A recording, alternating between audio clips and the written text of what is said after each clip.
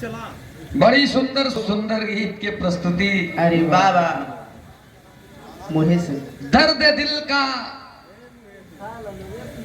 गम मुझे सहने न दिया, और जुबां पे बात थी फिर भी मुझे कहने न दिया। खुदा जब हुस्न देता है नजाकत आ ही जाती है, कदम चुन चुन के रखते हैं कमर बल खा ही जाती है। बड़ी शानदार प्रस्तुति आप लोगों ने सुना आदरणीय आप उजाला यादव जी से।